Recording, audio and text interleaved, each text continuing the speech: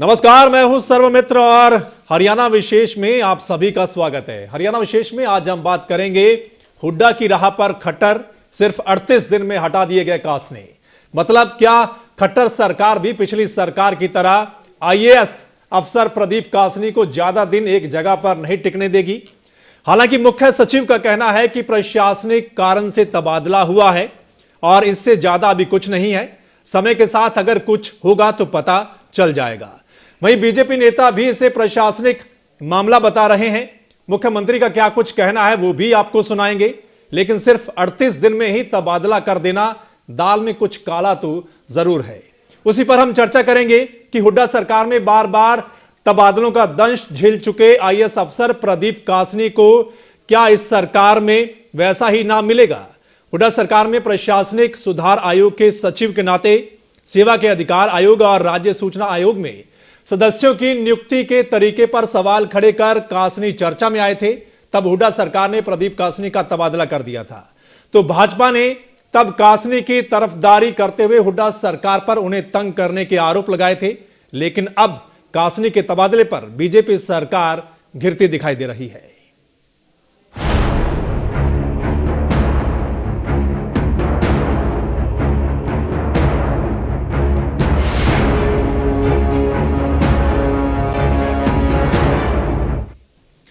तो प्रदीप कासनी के तबादले पर मुख्य सचिव पीके गुप्ता का क्या कुछ कहना है वो पहले आपको सुनाते हैं। जैसे कि ट्रांसफर ऑर्डर्स में लिखा गया है कि ये एडमिनिस्ट्रेटिव रीजन से, एडमिनिस्ट्रेटिव कन्वीनियंस से ट्रांसफर हुई है।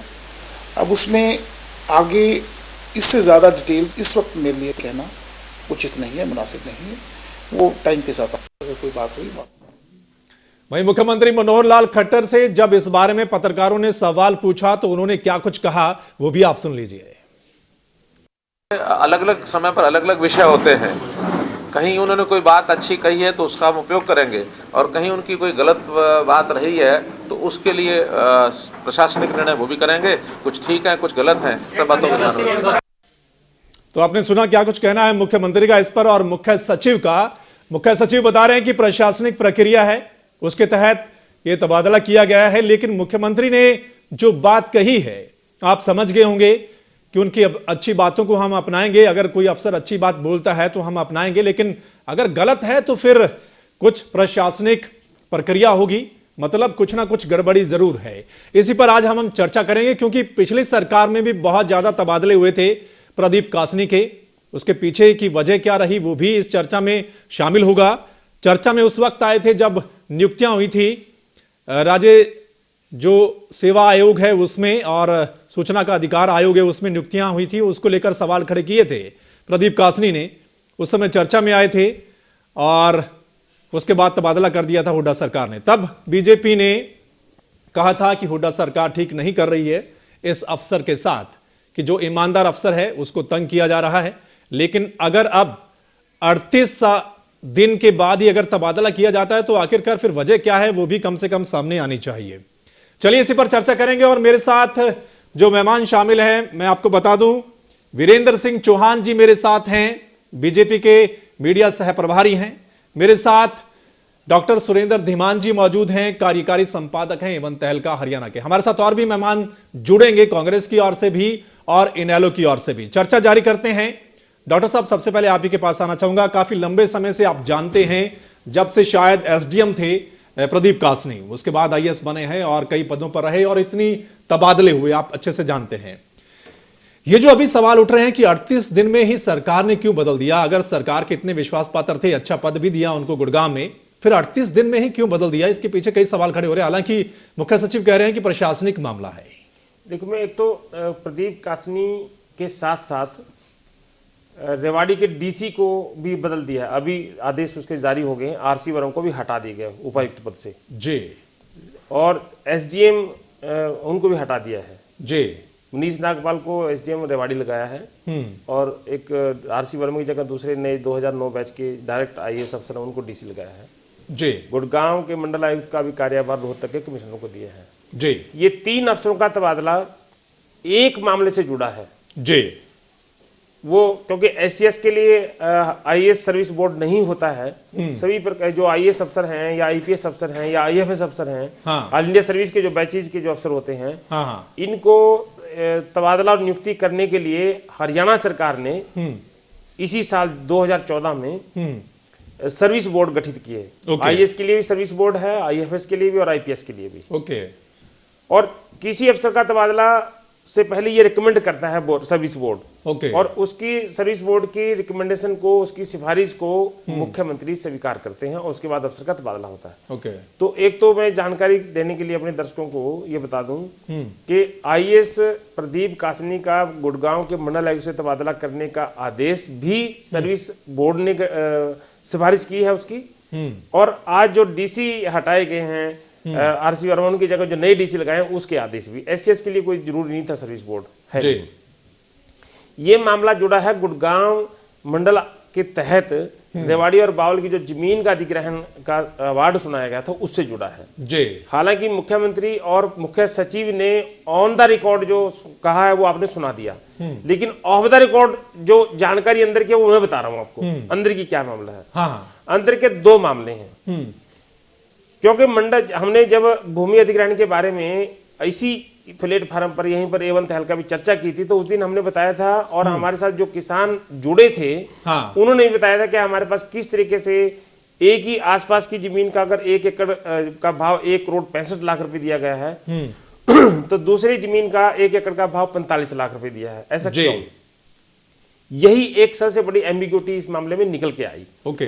जो मैंने अधिकारियों से, उच्च अधिकारियों से जो पता किया आज कि मामला क्या है प्रदीप कासनी का और दूसरे डीसी का ट्रांसफर करने का पीछे, तो ये पाया गया क्योंकि मंडल आयुक्त जो भी कंसर्न मंडल आयुक्त होते हैं जी, उनकी अध्यक्षता में कमेटी ने अवार्ड तय करना होता है। ओके। अवार्ड बेशक एसडीएम सुनाता है लेकिन अवार्ड मंडल आयुक्त तय करते हैं और मंडल आयुक्त की जो अध्यक्षता में कमेटी होती है उसमें जो निर्णय देना था, क्योंकि 2014 1 जनवरी से लागू हुई है नई अधिग्रहण नीति, केंद्र सरकार ने जो लागू की थी, ओके। उसके तहत जमीन 3 साल तक जो पीछे का जो जमीन की रजिस्ट्री हुई है या तो उसका आकलन करना है या वो जो वहां पर रेट मैक्सिमम गया है या उसका आकलन करना है या एक और 3 तरीके से आकलन करना था और उसका एक कमोबेश निकालना था तरीका कि वो कौन सा तरीका है। ओके। कौन सी जमीन का रेट कैसे कैसे देना है। दूसरा एक और तरीका था जो टेक्निकल तरीका है जो हमारे दर्शकों को भी समझ में आ सकता है। हाँ। कि एक नीति है कि जो जमीन सड़क के साथ लगती है, हाँ। 100 मीटर तक दोनों तरफ, उसका भाव अलग होगा और 100 मीटर से जो पीछे जमीन है उसका भाव अलग होगा।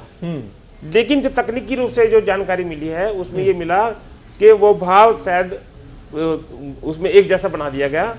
जो सड़क वाले लोग थे जिन जमीन सड़क के साथ लगती थी उनका कहना था कि हमें 2 करोड़ रुपए दो, अगर पिछले वाले को 1.5 करोड़ रुपए मिल रहा है और उससे पिछले वाले को कह रहा है अगर अगले वाले को 1.5 मिला तो मुझे 45 लाख क्यों दे रहे हैं। दूसरा एक सोलेशियम वर्ड है, वो सब लोग जानते हैं किसान वाले, कि जितना रेट तय करते हैं उसमें 100% सोल्यूशन देना होता है नीति के तहत। उसमें कहीं 30%, मेरे पास एक रजिस्ट्री है मैंने मंगाई थी, उसमें अवार्ड में जिसका अवार्ड सुना उस अवार्ड में 30% सोल्यूशन दिया गया है। तो 3 तकनीकी खामियों की वजह से ये तबादला किया है। और एक और जानकारी अपने दर्शकों को दे दूं, अभी तो केवल तबादला हुआ है, अगले 5, 7, 10 दिन में इनके खिलाफ प्रशासनिक कार्रवाई भी होने लग रही है इसी मामले में। क्योंकि या तो औद्योगिक विभाग या राजस्व विभाग उसकी तरफ से एक लिखित रिपोर्ट सरकार के पास जाएगी, मुख्य सचिव के पास, और तब ये प्रशासनिक कार्रवाई भी इनके खिलाफ की जाएगी जो अभी तक अंदरूनी तौर पे पता लगा है। लेकिन सर्विस बोर्ड ने अभी ये कारण नहीं लिखा क्योंकि लिखित में नहीं गया था। सर्विस बोर्ड ने इनका 2 साल से पहले अफसरों का तबादला करने के लिए जो कारण लिखा है उसमें लिखा कि प्रशासनिक दृष्टि से ये तुरंत तबादला जरूरी था, इसलिए तबादला कर दिया। तो कारण सामने आ रहे हैं। हालांकि जिस तरीके से मुख्यमंत्री साहब बोल रहे हैं कि कुछ ना कुछ गलती रही है जिसको लेकर यह तबादला किया गया है, मुख्य सचिव ने ऐसा नहीं कहा है, छुपाया गया है बात को। वीरेंद्र सिंह चौहान जी, आप ही के पास आ जाते हैं जी। जिस तरीके से मुख्यमंत्री साहब ने तकरीबन इशारा कर दिया कि कहीं ना कहीं गलती रही है जिसको लेकर तबादला किया गया है, लेकिन मुख्य सचिव साहब ने ऐसा नहीं कहा है। लेकिन कहीं ना कहीं इस बात को लेकर विरोध होना शुरू हो गया कि आपने हुड्डा सरकार में तबादला हुआ तो उस समय विरोध किया था कि नहीं, ईमानदार अफसर है और सरकार इसके साथ गलत कर रही है। लेकिन अगर आप 38 दिन में ही तबादला कर दें तो निश्चित तौर पर सवाल तो खड़े होने लाजमी है। देखिए, जहां तक प्रदीप कासनी के एक अधिकारी के रूप में पुराने रिकॉर्ड की हम बात देखें तो कुल मिलाकर के इस बात पर मुझे लगता है आज भी कोई विवाद नहीं है कि कमोबेश उनका जो करियर रहा है, उनकी जो छवि रही है, वो एक ईमानदार अधिकारी की रही है। जब भूपेंद्र सिंह हुड्डा की सरकार में, पिछली कांग्रेस की सरकार में, उनके पीछे यूं कहिए कि सरकार पड़ गई थी और कुछ चीजों को लेकर के उनको सताए जाने जैसी स्थितियां पैदा हुई थी, तो भारतीय जनता पार्टी अगर उनके साथ में खड़ी थी, आप ये सबके सामने है, सार्वजनिक है, हाँ। अगर उनकी वकालत की जा रही थी तो निश्चित रूप से तथ्यों के आधार पर की जा रही थी कि उन्होंने कुछ गलत चीजें हो रही थी, उनको रोकने का प्रयास किया, और क्योंकि वो गलत चीजों के खिलाफ बोले, जाती हुई कांग्रेस सरकार को वो बात हजम नहीं हो रही थी और उनका तबादला कर दिया गया। लेकिन आज जो तबादला हुआ है उसकी वजूहात क्या हैं, निश्चित रूप से मुझे उसकी डिटेल जानकारी नहीं है। जब तक उनका विवरण सार्वजनिक नहीं होता, माननीय मुख्यमंत्री महोदय की जो टिप्पणी आपने सुनाई उससे कुछ जाहिर नहीं होता, चीफ सेक्रेटरी जो कह रहे हैं उससे कुछ जाहिर नहीं होता, डॉक्टर साहब जो कह रहे हैं, डॉक्टर धीमान की जानकारी वो पुख्ता हो सकती है कि कहीं ना कहीं किसी वो जो अवार्ड जिसका ये जिक्र कर रहे हैं, मैं बिल्कुल उसको सब्सक्राइब नहीं कर रहा हूं, मैं बिल्कुल उस पर मोहर नहीं लगा रहा हूं, लेकिन उनकी एक जर्नलिस्टिक अध्ययन के आधार पर अगर उन्होंने निकाला है, हाँ। और कहीं कोई प्रक्रियागत गलती किसी से हुई है, इंक्लूडिंग प्रदीप कासनी या दूसरे कोई अधिकारी, हाँ। तो कोई व्यक्ति अगर कल श्रेष्ठ काम कर रहा था और आज उससे कोई चूक हुई है, तो क्या सरकार को उस चूक का हिसाब करने का अधिकार नहीं है? सरकार की जिम्मेदारी नहीं है? आज जो निर्णय लिया गया है उसको वो क्यों लिया गया, उसको जस्टिफाई करना, उसके कारण बताना, ये सरकार की निश्चित रूप से जिम्मेदारी है। सरकार को अधिकार भी है अधिकारियों के तबादले का, हाँ। और वो क्यों लिया गया, देर सवेर उसके कारण भी सामने आ जाएंगे। बिल्कुल, तो मैं केवल एक वाक्य और बोलूंगा कि केवल इसलिए कि किसी व्यक्ति का नाम प्रदीप कासनी है या खेमका है या ए है या बी है, तो केवल इसलिए वो केवल ईमानदारी के पर्याय नहीं बनते हैं, और केवल मान लीजिए प्रदीप जी का तबादला हो गया है, हाँ। केवल इसके कारण से प्रदीप जी कोई दोषी अधिकारी हैं, कोई उनसे बड़ी चूक हुई है, इसकी घोषणा नहीं की जानी चाहिए, हाँ। ये भी तो हो सकता है, मैं एक लाइटर नोट में अगर बात कहने का मुझे मौका आप दे दें, हाँ। अच्छे अधिकारी का हो सकता है सरकार कहीं और सदुपयोग करने की सोचती हो, अच्छा। लेकिन मेरे पास कोई जानकारी नहीं है उस तरह की। मतलब अभी श्रेष्ठ अधिकारियों की और कोई बेहतर असाइनमेंट पर भी कल को वो हो सकते हैं। मतलब अगर वहां अच्छा काम कर रहे थे तो हालांकि डॉक्टर साहब कुछ और संकेत कर रहे हैं, मतलब वहां अगर अच्छा काम कर रहे थे तो अब कहीं और अच्छा काम करने के लिए बाबा नानक याद आते हैं मुझे, वो श्रेष्ठ लोग वो आगे बढ़े उजड़े, हाँ। कहीं और जाएंगे और अच्छा काम करेंगे। चलिए, कृष्ण मूर्ति हुड्डा जी हमारे साथ जुड़े हुए हैं, रोहतक से कांग्रेस के प्रवक्ता हैं। हुड्डा साहब, जिस तरीके से बीजेपी वालों का कहना है कि आपके समय जब तबादला किया गया तो उसकी तरफदारी बीजेपी ने की थी कि आपकी ओर से प्रदीप कासनी को सताया जा रहा है, तंग किया जा रहा है, आप इस पर क्या सफाई देंगे, और अब जो तबादला किया गया उस पर आपका क्या कुछ कहना है? देखिए, बीजेपी की दोगली नीतियां होती हैं हमेशा जी। हम जब कोई काम करते थे उसको वो कहते थे गलत है, अब उसी काम को ये खुद कर रहे हैं, इसको जस्टिफाई कर रहे हैं। अगर प्रदीप कासनी ने किसानों को 1,60,00,000 रुपए मुआवजा देने का अगर सिफारिश की है तो उन्होंने किसानों के हक में एक बात की है जी। इसका मतलब यह सरकार किसानों के विरोधी है। किसान का बेटा है प्रदीप कासनी, तथ्यों की जानकारी, और मुझे लगता है कि उसने किसानों के हक में बात की, इस वजह से उसको ये सब कुछ इसको सजा मिल रही है जी। तो बीजेपी की नीति स्पष्ट न्यारी है। अशोक खेमका को ये बहुत सर्वोच्च, सबसे ईमानदार और सबसे काबिल आईएएस अफसर मानते हैं। मैं आज टीवी चैनल के माध्यम से कह रहा हूं, 6 महीने अगर वो ट्रांसपोर्ट डिपार्टमेंट में रह जाएगा जी, तो मैं भारतीय जनता पार्टी की सरकार को ये मान जाऊंगा कि वास्तव में ये ईमानदार लोगों को सही जगह दे रही है। ओके। लेकिन अशोक खेमका को भी इनको बीच में बदलना पड़ेगा जी, क्योंकि जिस ढंग से वो ईमानदारी के नाम से लोगों को तंग कर रहे हैं, उससे इनको थोड़े दिन में ये भी दुखी हो जाएंगे जी। तो मैं समझता हूं कि प्रदीप कासनी का जो तबादला किया है वो बिल्कुल गलत किया है जी। एक एक करके सरकार की परतें खुल रही हैं। जी पहले तो ये किसानों के फ्रंट पे फेल होगी सरकार। किसानों का धान पिटवा दिया, जी। कपास पिटवा दी और यूरिया नहीं दी। आज किसानों की औरतों को लाइन में लग के हाँ, पुलिस हाँ, स्टेशन में हाँ, सुबह हाँ, 5 बजे लगना पड़ता है और शाम को 5 बजे उनको खाद मिलती है। हाँ और अब ये किसान का बेटा है ओके प्रदीप कासनी। हाँ। अब इसको तबादला करके उन्होंने एक प्रहार किया किसानों पे। मतलब सिर्फ किसान का बेटा इस वजह से, चौहान साहब, किसान का बेटा इस वजह से आप ऐसा कर रहे हैं? और अगर वो देखिए, किसानों के लिए बहुत- इतना मुआवजा दे रहा, क्या ये सही है? बहुत सदही बात कृष्णमूर्ति हुड्डा जी ने कही।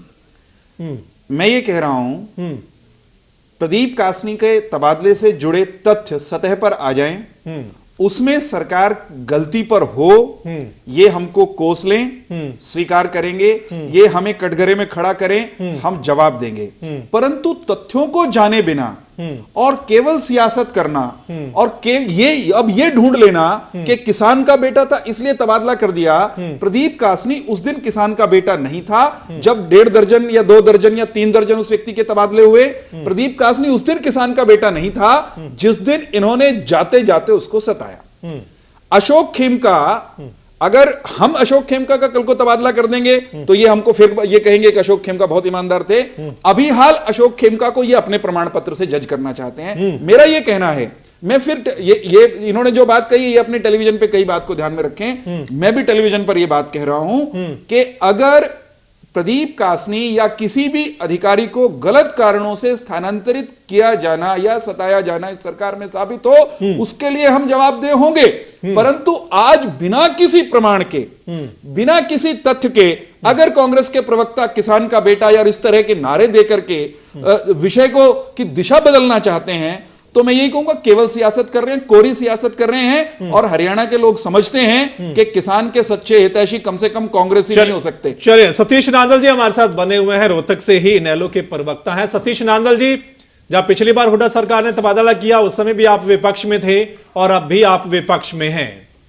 ये जो 2 अफसर हैं, अशोक खेमका और प्रदीप कासनी, इनको माना जाता है जिस तरीके से सुर्खियों में रहे हैं कि ये बहुत ईमानदार हैं, जिसकी वजह से पिछली सरकार ने भी इनको बदला और अब आपकी सरकार में भी सिर्फ 38 दिन ही टिक पाए हैं। किस तरीके से देखते हैं कि जब इतने ईमानदार अफसर हैं तो फिर 38 दिन में ही तबादला, सवाल निश्चित तौर पर खड़े होंगे बीजेपी सरकार पर? देखिए सरोमित्र जी, सबसे पहली बात तो ये है कि मुख्यमंत्री महोदय, चीफ सेक्रेटरी, बीजेपी के प्रवक्ता, इन तीनों में सामंजस्य नहीं है जी। तीनों की स्टेटमेंट अलग अलग है। मेरे भाई चौहान साहब कहते हैं हो सकता दे दे, चीफ सेक्रेटरी कहते हैं एडमिनिस्ट्रेटिव बात है, और मुख्यमंत्री महोदय कहते हैं हो सकता कोई गलती की हो। पहली बात तो चीजों को सार्वजनिक नहीं किया जाता, सार्वजनिक है और वो ट्रांसफर इन्होंने प्रदीप कासनी जी का कर दिया। उसके पीछे बावल रेवाड़ी का केस तो है ही है, इसके साथ साथ के कासनी को तो इन्होंने बोला था, ये डीसी और एसडीएम को इसलिए बदल दिया कि कल को हरियाणा प्रदेश की जनता और अपोजिशन पार्टी इनके बारे में ये कहना ना शुरू कर दे कि ईमानदारी का जो तगमा इनके ऊपर प्रदीप कासनी जी के ऊपर लगा हुआ है, जो कांग्रेस ने उतारने का कोशिश की और बीजेपी ने दोबारा लगा के और दोबारा उस चीज को चलाने का काम किया, ये शेप बच जाए। इसमें एक बात और उजर के सामने आई है जो प्रदीप कासनी जी ने भी कही अखबार के माध्यम से, हरसरू गड्ढी वहां पे गांव है, उसमें 8 एकड़ जमीन का जो काम था उसके बारे में भी तहसीलदार को और वहां उसके नीचे उसको पटवारी को या किसको नोटिस जारी किया गया प्रदीप कासनी के माध्यम से, वो भी एक पॉइंट है। वहां बड़ी बड़ी कंपनियां बैठी हुई हैं, प्रॉपर्टी डीलरों का रहना दुब्बर हो रहा वहां पे। अब जो कांग्रेस पार्टी ने प्रॉपर्टी डीलिंग का काम किया गुड़गांव के अंदर या पूरे प्रदेश के अंदर, वो अब बीजेपी तिलमिला रही है कि वो काम हमने शुरू तो करना था, लेकिन प्रदीप कासनी, मैं सोचता हूं कि बीच में इस तरह का रोड़ा बन गए, किसी ने किसी बात ना करके, चाहे उसको डीसी को और एसडीएम को बलि का बकरा बनाया जाए, इनका ये ट्रांसफर करने का काम किया है। और मैं ये बाप के सामने आपके चैनल के माध्यम से बताना चाहता हूं कि कांग्रेस की कथनी और करनी में जो फर्क था, बीजेपी की कथनी और करनी में उससे ज्यादा फर्क है। ये अनमेच्योर, इमेच्योर सरकार है। इनके फैसले इमेच्योर है और ये करते कुछ और करते कुछ। तीन आदमियों की स्टेटमेंट आज ही आपने सुनाई, तीनों विरोधाभास है। अच्छा सतीश नंदन जी, आप जिस तरीके से कह रहे हैं, उत्तर देने चौहान साहब मैं आपके पास आ जाता हूं। नादल साहब, आप जिस तरीके से कह रहे हैं कि बीजेपी भी वही खेल खेलना चाहती है जिस तरह से भूमाफिया का वहां खेल चल रहा है, तो फिर अगर ईमानदार अफसर, तो फिर इन्होंने लगाया क्यों वहां पर, पहले क्यों लगा दिया? पहले तो आपको यह था ना कि एक शुरुआत करनी थी।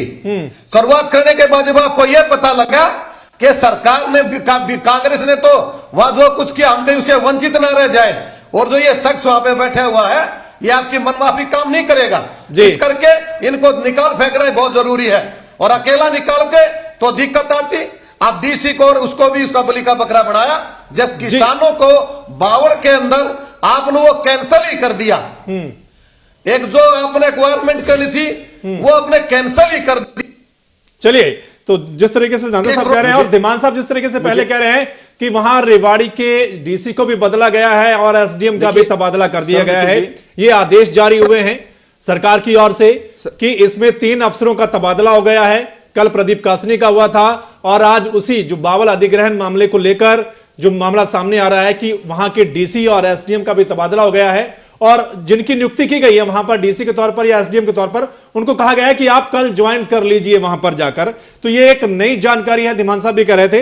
हाँ चौहान साहब, आप क्या कहेंगे? मैं सिर्फ ये कह रहा हूं कि हमारे इनेलो के मित्र जो है ना, मेरे मुख्यमंत्री महोदय या चीफ सेक्रेटरी के बयानों में जो इनको अंतर दिखाई दे रहा है, मुझे लगता है या तो वो ध्यान से सुनते नहीं, उन्होंने सुना नहीं, या फिर उनको समझने में सुनिए भाई साहब, एक मिनट मैं नहीं बोला जब आप बोले।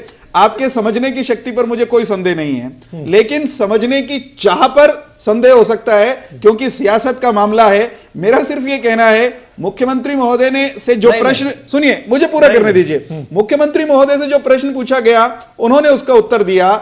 चीफ सेक्रेटरी के सामने जो प्रश्न आया उन्होंने जिस स्थान पर वो बैठे हैं वो उत्तर दिया, और जो मेरे सामने जिन परिस्थितियों में जो प्रश्न आया मैंने वो उत्तर दिया। तीनों में कहीं कोई विरोधाभास नहीं है। विरोधाभास तो हमारे विरोधियों के अंदाज में हो सकता है, उनके नजरिए में हो सकता है। एक क्षण रुकिएगा।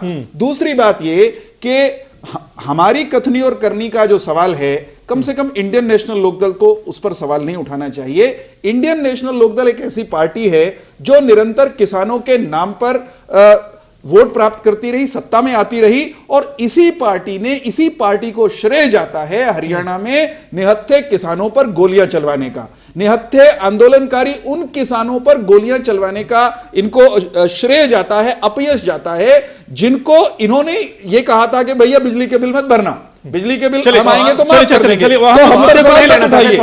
मैं सिर्फ ये कह रहा हूं कि हम पर सवाल मत उठाइए। इसके अलावा कोई बात आती है? मैं ये कह रहा हूं कि हम पर सवाल मत उठाइए। आप जवाब दीजिए हरियाणा के लोगों को। सरकार है, किसान विरोधी कार्य करते हैं। आपके कहने से हम किसान विरोधी नहीं हो जाते। नहीं चौधरी साहब, आपके कहने से हम किसान विरोधी नहीं हो जाते, और आपके सिर्फ ये दावा कर देने से, कि आप किसानों के हितैषी हैं, आप किसानों के हितैषी नहीं हो जाते। चलिए, और अगर किसानों के इतने हितैषी होते तो सत्ता में लौट आते। आपको 15 साल के लिए दो टर्म से पहले बिठाया हरियाणा के किसानों ने बाहर, 5 साल के लिए और भेज दिया। किसान हरियाणा के किसानों के चौहान साहब मुद्दे पर आते हैं। डॉक्टर धीमान साहब, आपके पास आता हूं। चौहान साहब, आप उस टाइम कांग्रेस में थे? मैं कभी कांग्रेस में नहीं था। आपकी जानकारी कमजोर होगी, आपका सामान्य ज्ञान कमजोर है। मैं कभी कांग्रेस में आधा दिन के लिए, क्या आधा सेकंड के लिए भी नहीं था। भ्रम में मत रहिए आप। चलिए, जानकारी दुरुस्त करिए और व्यक्तिगत हमले ना करें तो ज्यादा अच्छा रहेगा। क्या बात कर रहे हो? मैं अगर आपकी पोल खोलूंगा, अरे पोल खोल इंसान, माइंड योर लैंग्वेज। पोल तो तुम्हारी खुल जाएगी। व्यक्तिगत मत हो, व्यक्ति मत हो उठा। पहले बदतमीजी चैनल पर स्टॉप दिस नॉनसेंस।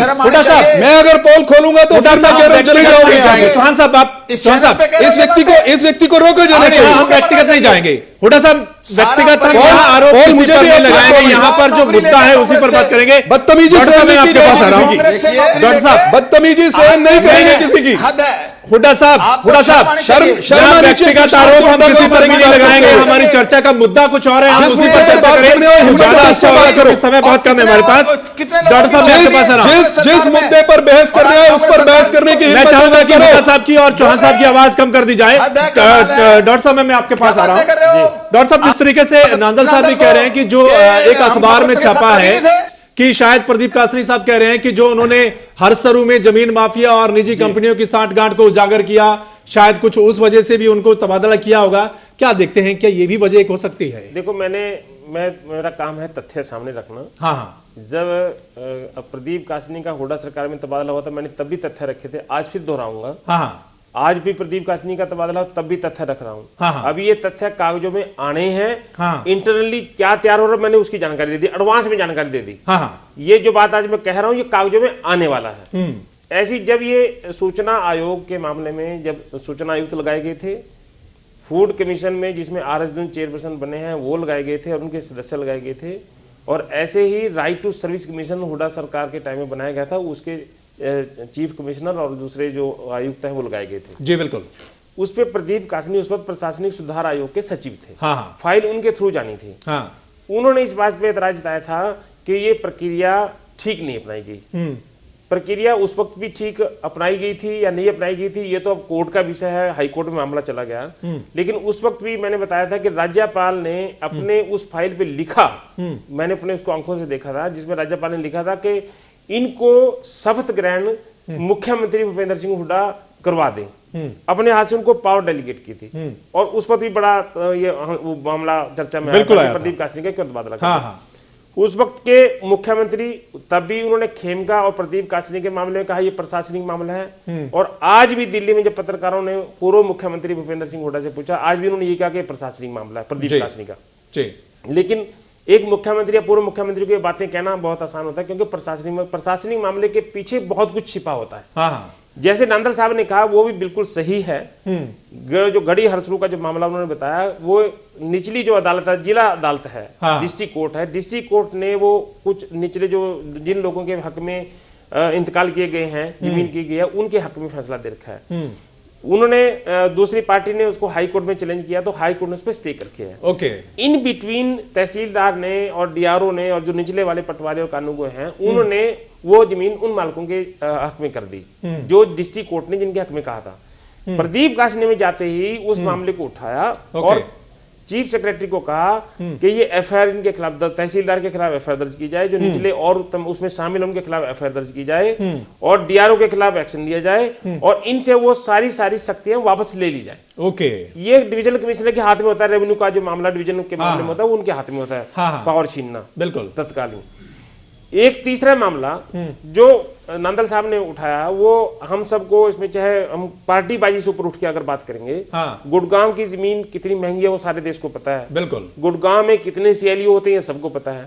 तो गुड़गांव में एक जमीन से जुड़ा जो मामला है, मैं उसको भू माफिया वर्ड तो प्रयोग नहीं करूंगा, हाँ। लेकिन वहां छोटे छोटे जमीन, एक एक गज की जमीन के भी लाखों रुपए की कीमत है। बिल्कुल, बहुत रेट है वहां पर। तो वहां पर कोई सख्त अफसर अगर ऐसा जाए जो नियम के अनुसार, कायदे कानून के अनुसार काम करे, वो भी काम वहां पर एक लॉबी करती है कि उनके मतलब का कोई अफसर हो तो ठीक है, नहीं तो उनकी नीचे से ऊपर तक बहुत जरूर पकड़ होती है। लेकिन वो बात छिपी रहेगी, बात वो कागजों में नहीं आएगी। कागजों में इनके तबादले के पीछे की और इनके खिलाफ जो एक्शन लेने की जो बात होगी, बिल्कुल बिल्कुल, वो बावल जमीन अधिग्रहण मामला आएगा। उसकी रिपोर्ट दोनों डिपार्टमेंट से, रेवेन्यू डिपार्टमेंट से और इंडस्ट्री डिपार्टमेंट से आ रही है। और आज इसलिए उन्होंने वो ज्यादा इसलिए नहीं कह रहे हैं, अगर आपने देखा होगा चीफ सेक्रेटरी ने कहा कि आज मैं आपको डिस्क्लोज नहीं कर सकता कुछ बात। नहीं, बिल्कुल बिल्कुल, ये बिल्कुल। तो जो 3 अधिकारियों के तबादले हुए हैं उसमें साफ पता चल गया है कि बावल अधिग्रहण मामला है। कम से कम सरकार की ओर से तो ये पता चल ही गया है, संकेत जो है, जो संकेत है वो बिल्कुल पता चल गया है। लेकिन यहां चर्चा ये भी करेंगे कि क्या वाकई में ही ईमानदार अफसर वहां टिक पाता है, क्योंकि बहुत मोटा मामला है जमीन का। इस पर भी चर्चा करेंगे। फिलहाल एक वक्त छोटे से ब्रेक का, जल्द वापस लौटते हैं।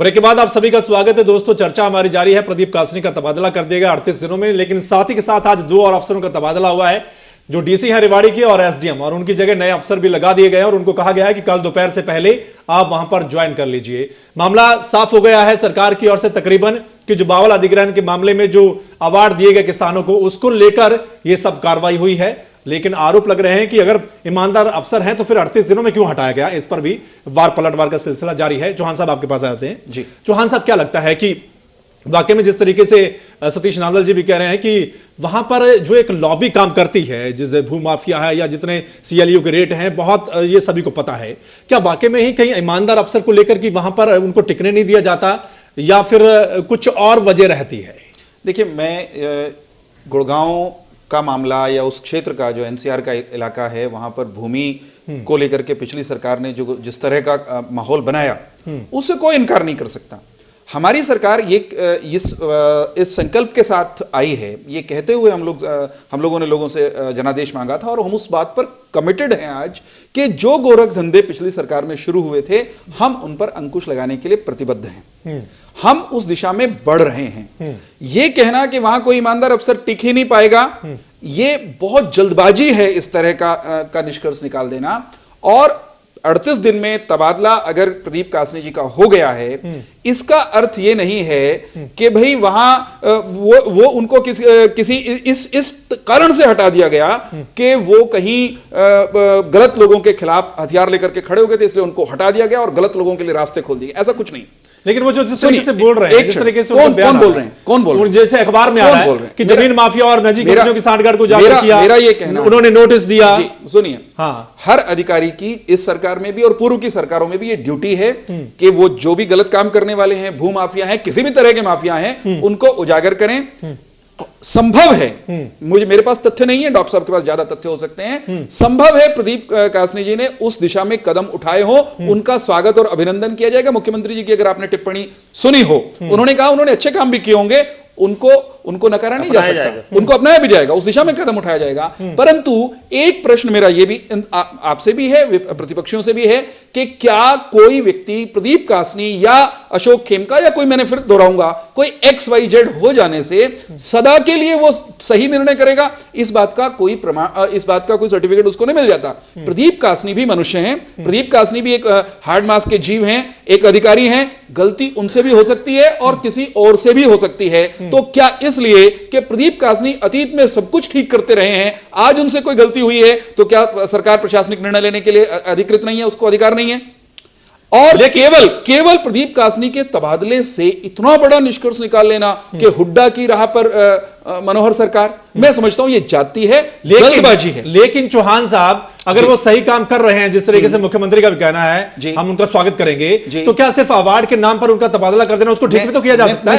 मैं फिर कह रहा हूं कि उनका तबादला क्यों हुआ, जो अवार्ड वाला विषय है वो डॉक्टर साहब लेकर आए हैं। डॉक्टर साहब ने स्वयं स्वीकार किया है कि अभी तक फाइल पर कुछ नहीं है। डॉक्टर साहब भी मान रहे हैं, चीफ सेक्रेटरी ने भी कहा there is nothing on file as such, अभी एडमिनिस्ट्रेटिव कारण से उनका तबादला किया गया है। कल को सतह पर क्या चीजें आएंगी सर्वमित्र जी, मैं समझता हूं उस मोड़ पर, उस मुकाम पर, उस पर डिबेट होनी चाहिए। आपको नहीं लगता? आज मैं समझता हूं बहुत बार हम बहुत जल्दबाजी में फैसले पर पहुंचते हैं। नहीं, वो अच्छी बात है, लेकिन आपको नहीं लगता कि आरोपों से बचने के लिए सब कुछ क्लियर कर देना चाहिए यहां पर? होगा, मैं ये समझता हूं कि आने वाले 5-7 दिन में सारी चीजें शीशे की तरह साफ होंगी। ये सरकार ईमानदारी से काम करने के लिए प्रतिबद्ध है। मुख्यमंत्री महोदय पहले दिन से जो बात कह रहे हैं, सरकार उसी दिशा में चल रही है, चलेगी। और हम निश्चित रूप से भूपेंद्र सिंह हुड्डा की राह पर जाने वाले नहीं हैं। हम हरियाणा की बेहतरी और बदलाव के लिए हमको काम मिला है, हम उस काम को करने के लिए आए, उसको करेंगे।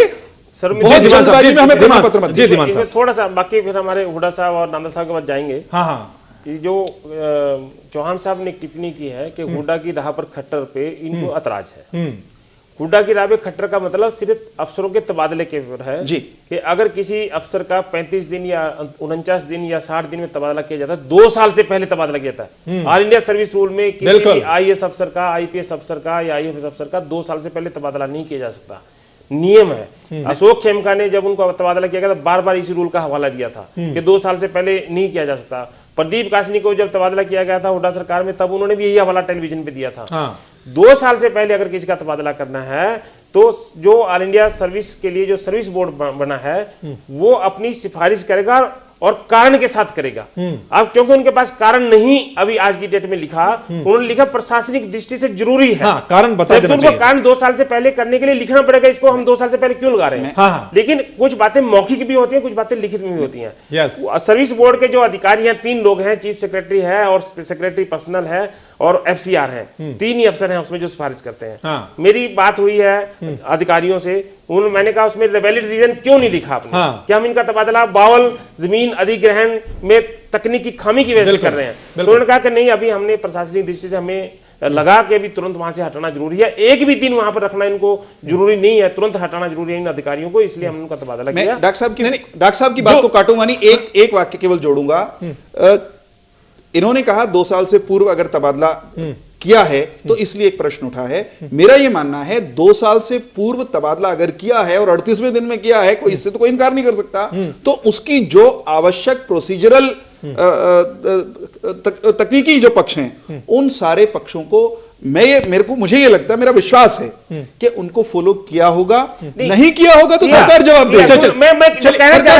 मैं जो कहना चाह रहा था कि हुड्डा सरकार में जब इनका तबादला किया था, जब भी इसी सर्विस बोर्ड ने ऐसी प्रशासनिक दृष्टि का कारण लिखा था, उसमें नहीं लिखा था कि इन्होंने सूचना आयुक्तों के नियुक्ति का चिन्ह प्रतिशत चिन्ह लगाया, तभी प्रशासनिक कारण लिखा था और 31 दिन या 65 दिन के बाद तबादला कर दिया था। अब भी हुड्डा की राह का मतलब यह है कि अगर किसी सरकार, जैसे आपने कहा कि सरकार को क्या अधिकार नहीं है किसी अधिकारी को तबादला करने का, हुड्डा सरकार में भी यही कारण था। बिल्कुल, कारण तो यही है। प्रशासनिक दृष्टि से हम तबादला करते कारण उस समय और ये राज्य सरकार के पास वैसे करता है किसी अपने अधिकारी का काम। मैं आऊंगा चौहान साहब आपके पास, आऊंगा। कृष्ण मूर्ति हुड्डा जी आपके पास आ जाते हैं। हुड्डा साहब, जिस तरीके से पहले भी धड़ाधड़ मुकाबले आपकी सरकार में भी हुए, बहुत ज्यादा तबादले किए गए, प्रदीप कासनी का भी तबादला किया गया और सरकार यही कहती है प्रशासनिक ये मामला है, लेकिन धीमान साहब जिस तरीके से कह रहे हैं कि जो सर्विस बोर्ड है एक तरीके से वो भी सिफारिश करता है और बाकायदा कारण लिखता है अगर 2 साल से पहले अगर तबादला किया जाता है। मैं आपसे जानना चाहता हूं क्या सर्विस बोर्ड भी सरकार के दबाव में काम करता है? देखिए, बिल्कुल सर्विस बोर्ड जो है हमारे वक्त में तो था। प्रदीप कासनी जी की वाइफ है नीलम कासनी, वो करनाल की डिप्टी कमिश्नर रही।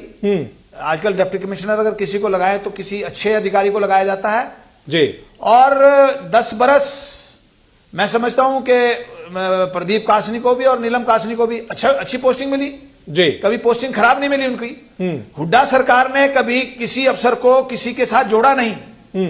जिस प्रकार से भारतीय जनता पार्टी ने अफसरों को जोड़ दिया है, चौटाला साहब हटे थे हमारे से पहले, हमने किसी अधिकारी को चौटाला साहब से नहीं जोड़ा था जी। उनके साथ जितने अधिकारी थे सबको अच्छी पोस्टिंग दी जी, जो काबिल लोग थे सबको अच्छी पोस्टिंग दी जी। और जिस प्रकार से इन्होंने SS ढिल्लों को, TC गुप्ता को, के खंडेलवाल को, अशोक यादव को और आनंद मोहन सरन को ये कह के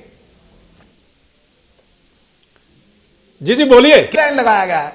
ये जितने अफसरों के मैंने नाम लिए हैं ये बेहतरीन अफसर हैं, अच्छा काम करने वाले हैं, इनका रिकॉर्ड, ट्रैक रिकॉर्ड आज तक का बहुत बेहतरीन रहा है। लेकिन इस सरकार को तो पता ही नहीं, ये कह के SS ढिल्लों को कि ये प्रिंसिपल सेक्रेटरी था उसको पर्यटन में भेज दिया। के खंडेलवाल को, बहुत ही बेहतरीन अफसर है के खंडेलवाल, उसको खेलों के अंदर भेज दिया। तो जिन अफसरों की काबिलियत बहुत ज्यादा है उनसे काम लेने चाहिए सरकार के। सरकारी अधिकारी किसी पॉलिटिकल पार्टी से जुड़े हुए नहीं होते, वो सरकार के साथ जुड़े हुए होते हैं। हाँ। उनकी लॉयल्टी सरकार के साथ थी।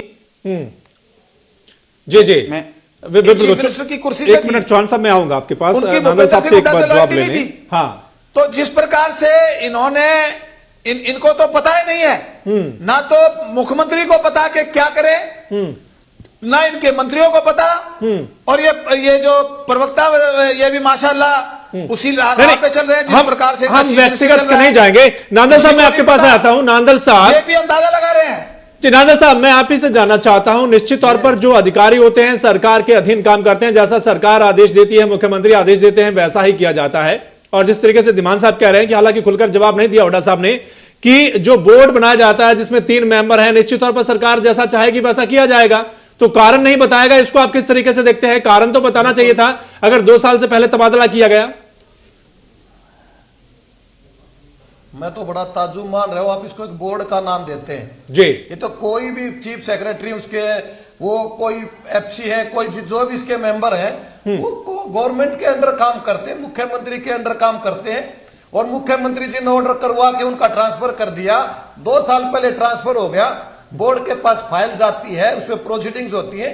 बोर्ड अगर है उसकी मान्यता अलग से होनी चाहिए, उसके अंदर वो केस जाना चाहिए, वो पब्लिक करने की जरूरत नहीं होती, उसकी मिनट्स होनी चाहिए, उसके बाद ट्रांसफर की बात चलती है। ये तो चीफ सेक्रेटरी, गवर्नमेंट के चीफ सेक्रेटरी भी हो गए, बोर्ड के भी चीफ हो गए, तो जो मर्जी वो। तो मैं तो आपको ये कहना चाहता हूं कि इन सारी की सारी बातों में जो बात उभर के सामने आती है एडमिनिस्ट्रेटिव पॉइंट पे, या गवर्नमेंट कैसे चलती है, आईएएस भाई कैसे गवर्नमेंट को चलाते हैं, मुद्दा ये नहीं है। जिसका बच्चा जो आदमी आईएएस बन गया वो कैलिबर उसके अंदर होता है, उसको पोस्टिंग जो भी मिलती है वो बढ़िया काम करते हैं। लेकिन कुछ अधिकारी ऐसे होते हैं जो जनता जनार्दन की सेवा करना चाहते हैं और सरकार से भी सामंजस्य बिठा के रखते हैं, और कुछ अधिकारी ऐसे होते हैं कि जनता जाए भाड़ में, सरकार की सिर्फ बात माननी है। और कुछ अधिकारी ऐसे होते हैं कि गवर्नमेंट की बजाय जनता की ज्यादा सेवा करने का काम करते हैं। तो हमें ये प्रतीत होता है जो ये अधिकारियों के ऊपर गाज गिरने का काम पड़ा है, वो जनता की बजाय सरकार इस बात से परेशान होगी कि उनकी बातें माननी बंद होगी। और मैं एक बात यहां और कहना चाहूंगा, जो आज की बिल्कुल एक मेन न्यूज थी कि भूमि अधिग्रहण कानून एक नया बना दिया गया। कांग्रेस पार्टी ने सारे प्रदेश देश के अंदर भूमि अधिग्रहण करने के बाद जब इनका मन भर गया अधिग्रहण से, तब इन्होंने एक कानून बना दिया कि 70% जब तक आदमी नहीं करेंगे जमीन का अधिग्रहण नहीं हो सकता जी। और जिस तो हमने जमीन के अंदर 2 फसल आदमी हो उसका अधिग्रहण नहीं हो सकता। उससे आगे निकल गई मोदी सरकार। ओके, मोदी सरकार उससे आगे निकल गई। उन्होंने ये कर दिया कि कोई पूछने की जरूरत नहीं है किसान की कैसी जमीन है, और कहीं पर भी जमीन है उसका अधिग्रहण करेंगे। ये दुर्भाग्य। बिल्कुल, इस पर भी चर्चा करेंगे किसी दिन, इस पर भी नादर साहब चर्चा है, अलग विषय है, इस पर भी हम चर्चा करेंगे। यहाँ पर दिमान साहब मैं आपके पास आ जाता हूँ। चौहान साहब, मैं आपके चौहान साहब एक छोटी सी टिप्पणी। ये जुड़ा हुआ इसलिए है, जुड़ा हुआ मुद्दा है सारा का सारा। हाँ, दिमान साहब मैं आपके पास आता हूँ। दिमान साहब, एक तो सर्विस बोर्ड का आप जिक्र कर रहे थे कि उसकी सिफारिश से होता है, कि मैं आपसे पहला सवाल यही कि क्या सरकार का दबाव होता है उस पर। एक जो भू माफिया है जिस तरीके से वहां पर है कि सीएलयू बहुत होता है और जमीनों के रेट बहुत ज्यादा है, शायद एक लॉबी बनी होगी वहां पर कि शायद ईमानदार अफसर को वो टिकने नहीं देते। मैं ये जानना चाहता हूं क्या एक यही वजह, ये भी वजह हो सकती है? देखो, 2 चीजें हैं। एक तो मैं नांदल साहब का जो उन्होंने कहा सर्विस बोर्ड के बने, ये सुप्रीम कोर्ट के निर्देश हैं, और हरियाणा सरकार और कुछ अन्य राज्य सरकारों ने भी सर्विस बोर्ड गठित किया है। सुप्रीम कोर्ट के निर्देश थे कि 31/12/2013 तक ये आदेश पारित कर दिए थे कि सबको सर्विस बोर्ड बनाना पड़ेगा। और सर्विस बोर्ड में कौन होगा ये भी सुप्रीम कोर्ट ने कहा था कि चीफ सेक्रेटरी किसी भी राज्य का सबसे बड़ा अधिकारी होता है प्रशासनिक दृष्टि से, सारी आईएएस अफसरों की फाइलें उनके थ्रू जाती हैं, तो आईएएस उसमें होगा। और फिर होगा उसमें कहा सीनियर मोस्ट जो अफसर होगा, एफसीआर होता है सीनियर मोस्ट, चीफ सेक्रेटरी के बाद फाइनेंशियल कमिश्नर रेवेन्यू बोलते हैं उसको, वो होगा। और सेक्रेटरी पर्सनल जो उनके अफसरों की जो फाइलें डील करते हैं सेक्रेटरी होता है। ये सुप्रीम कोर्ट के निर्देश है, उसके निर्देश पे ये बनाई गई थी। हालांकि जब ये निर्देश दिए गए थे और इसका गठन हो रहा था, तब हमने ये सवाल जो नांदल साहब ने उठाया, हमने भी उठाया था कि जो अधिकारी राज्य सरकार के नीचे काम करते हैं, राज्य सरकार के अधिकारी हैं, तो उस बोर्ड से जैसी मर्जी सिफारिश करवा लें। किसी का तबादला करना तो बोर्ड जैसी मर्जी सिफारिश कर दे। और सिफारिश कई बार कुछ ऐसे अफसर भी हो सकते हैं, ये माना जाता है कि जैसे अशोक खेमका, प्रदीप कासनी की बात हो रही है, तो उस बोर्ड में ऐसा अफसर भी हो सकता है जो सरकार के दबाव में ना आए। पर सामान्य तौर पर जिसने नौकरी करनी है, कितने अशोक खेमका या प्रदीप कासनी हो सकते हैं, तो वो बोर्ड जो है वो राज्य सरकार के कहने पे भी सिफारिश कर सकता है। लेकिन अंतिम फैसला मुख्यमंत्री का होता है, सिफारिश बोर्ड केवल करता है, बोर्ड का फैसला अंतिम नहीं होता। दूसरा, जो आपने भू माफिया की बात की, हम ये नहीं कह रहे कि वहां पर जो जितने भी अधिकारी डीसी या कमिश्नर गुड़गांव में रहते हैं वो सारे बेईमानी टिकते हैं, हम ये नहीं कह रहे। हम ये कह रहे हैं कि भू माफिया का दबाव रहता है। ये वहां का जो अधिकारी, चाहे वो कमिश्नर हो, चाहे वो डीसी हो या एसडीएम हो, तहसीलदार हो, डीआरओ हो, ये उनको देखना है कि वो किस प्रकार से, जैसे नांदल साहब कह रहे थे कि सामंजस्य पब्लिक के साथ ही बना के रखना है, सरकार के साथ ही बना के रखना है, पब्लिक का काम भी होता रहे, सरकार के काम भी होते रहे, और जो अधिग्रहण का या दूसरा काम है जो लोगों की समस्याएं हल करने का, वो भी चलता रहे। लेकिन हम क्योंकि बात कर रहे हैं प्रदीप कासनी का 38 दिन में तबादला क्यों हुआ बिल्कुल। और हुड्डा की राह पर ये खट्टर सरकार क्यों चली कि 2 साल से पहले अगर किसी अफसर का तबादला कराएंगे, प्रशासनिक दृष्टि से, जब वो सरकार भी यही कहती थी कि प्रशासनिक दृष्टि की वजह से हमने किया, प्रशासनिक मामला है, और हुड्डा सरकार के बाद अब खट्टर सरकार भी कह रही है कि प्रशासनिक मामला है, इसलिए हमने उसका तबादला कर दिया। सवाल ये इसलिए किसी अफसर के तबादला करने का राज्य सरकार के पास अधिकार है और वो पहले से था, अभी भी है, चाहे वो सर्विस बोर्ड के थ्रू करवा लिया जाए, चाहे वो डायरेक्ट कर लिया जाए। बिल्कुल। चौहान साहब, पारदर्शिता आप कह रहे हैं कि पारदर्शिता होगी, पारदर्शिता तो हर मामले में होनी चाहिए और इस मामले में पारदर्शिता होनी चाहिए कि तबादला आखिर क्यों किया गया? मैं समझता हूं कि वो समय तथ्य सामने आ जाएंगे, तथ्य बहुत देर तक छिपे रहेंगे, ऐसा नहीं है। तुरंत सब कुछ एकदम तत्काल सामने आए, ऐसा हर मामले में संभव नहीं होता। कांग्रेस के प्रवक्ता ने और जो हमारे इनेलो के साथी हैं, उन्होंने 2-3 सवाल उठाए, उस पर मुझे टिप्पणी करना मेरा अधिकार बनता है जी। जो इनेलो के हमारे साथी कह रहे हैं कि वो तो सरकार के ही अफसर हैं और वो तो सरकार के अंडर काम करेंगे, सरकार से बाहर के अगर किसी को आप लेंगे तो फिर ये सवाल भी आएगा कि राजनीतिक लोगों के कारण से कर दिया गया। तीसरा कोई व्यक्ति होगा, उस पर भी सवाल उठेगा। जो भी मौजूदा तबादले की व्यवस्था है या जिस बोर्ड की आप बात कर रहे हैं, वो देश के कानून और नियम के तहत बना हुआ है। वो कोई इस सरकार ने रच दिया हो रातों रात, ऐसा बिल्कुल नहीं है। कानून के हिसाब से बने, डॉक्टर साहब ने वो बात कह दी। दूसरी बात ये कि अधिकारियों के स्थानांतरण, उनसे क्या काम लेना, किस अधिकारी को कहां लगाना, ये अगर अधिकार सरकार के पास नहीं होगा, मुख्यमंत्री के पास नहीं होगा या उनकी टीम के पास नहीं होगा, तो फिर प्रशासनिक मशीनरी में एफिशिएंसी आ नहीं सकती। एक दूसरी बात ये। तीसरी बात ये, कांग्रेस के प्रवक्ता ने कुछ हास्यास्पद टिप्पणियां की अधिकारियों को लेकर के।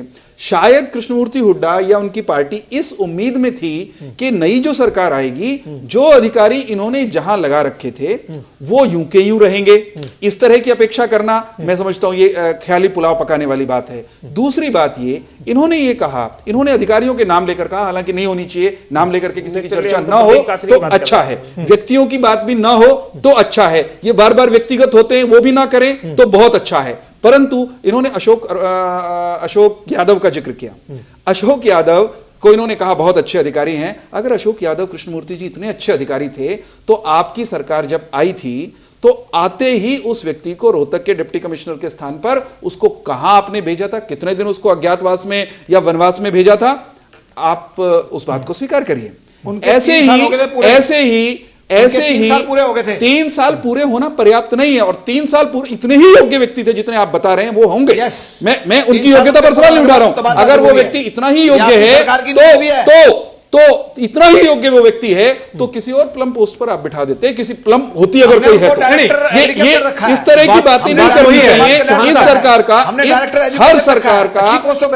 हर सरकार का अधिकार है, वही अधिकारी हैं, उन्हीं से काम लेना है, उनको दाएं बाएं करके उनसे बेस्ट काम लेना ये सरकार का अधिकार है। ये सरकार के पास अधिकार सरकार का अधिकार जरूर है, लेकिन कई बार कुछ अफसर होते हैं उनकी छवि, जैसे अब हम कह रहे हैं कि प्रदीप कासनी, अशोक खेमका, निश्चित तौर पर उनका तबादला होगा तो सवाल खड़े होना लाजमी छवि पर अब तक तो प्रश्न नहीं है, लेकिन चाहे वो इस घड़ी तक कोई प्रश्न नहीं है। लेकिन वही है कि जनता जो है कहीं ना कहीं उनके मन में होता है कि अगर ये ईमानदार अफसर है तो फिर इसका तबादला क्यों किया गया। जनता को कम से कम ये मालूम जरूर होना चाहिए, सरकार जरूर बता दे कि आखिर इसके पीछे की वजह क्या रही है। गलती ईमानदार अफसर से भी हो सकती है, श्रेष्ठ से श्रेष्ठ व्यक्ति कृष्णमूर्ति, अगर सरकार कह रही गलती हुई तो फिर गलती बता दीजिए ना। मैं ये कह रहा हूं कि श्रेष्ठ से श्रेष्ठ व्यक्ति, श्रेष्ठ से श्रेष्ठ राजनेता, श्रेष्ठ से श्रेष्ठ वकील और श्रेष्ठ से श्रेष्ठ एंकर और एडिटर भी चूक कर सकते हैं। चूक कर सकता है, गलती बिल्कुल किसी को, क्योंकि वो बहुत अच्छे एंकर कभी रहे हैं और वो भविष्य में गलती नहीं करेंगे, आज उनसे गलती नहीं और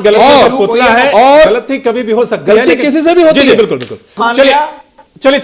चलिए तो प्रदीप कासनी का तबादला हुआ है, 38 दिन वहां पर रहे हैं, लेकिन सरकार ने आदेश दे दिए। जाते जाते कहूंगा, हाँ बिल्कुल, इसमें जो हमने कहा कि हुड्डा की सरकार पर खट्टर, हाँ हुड्डा की राह पर, उसका मतलब है कि ये एक प्रदीप कासनी क्योंकि बहुत नजदीक हो गए थे मुख्यमंत्री के, और एक बार तो उनका चर्चा additional principal secretary to CM के लिए भी चला था, और वो खास थे इसलिए उनको गुड़गांव के मंडल आयुक्त की जिम्मेदारी दी गई। हाँ बिल्कुल। एक अधिकारी ने मुझे ये भी कहा कि एक मैसेज ये भी देना चाहती है सरकार कि जैसे सुशासन की बातें हैं और बहुत सारी बातें कर रही है कि कोई कितना ही बड़ा अधिकारी क्यों ना हो, क्योंकि इतना भी नजदीकी बिल्कुल सरकार एक्शन लेने में देरी नहीं करेगी। एक मैसेज ये भी शायद देना चाहती है। बिल्कुल बिल्कुल। तो गलती बर्दाश्त नहीं होनी चाहिए, अगर वो बहुत बड़ी गलती है और अगर किसी ने किया, चाहे वो अफसर है, चाहे कोई कितना बड़ा अफसर है, बिल्कुल स्वीकार नहीं होनी चाहिए और अच्छी बातों को अपनाना भी चाहिए, जिस तरीके से मुख्यमंत्री ने कहा है।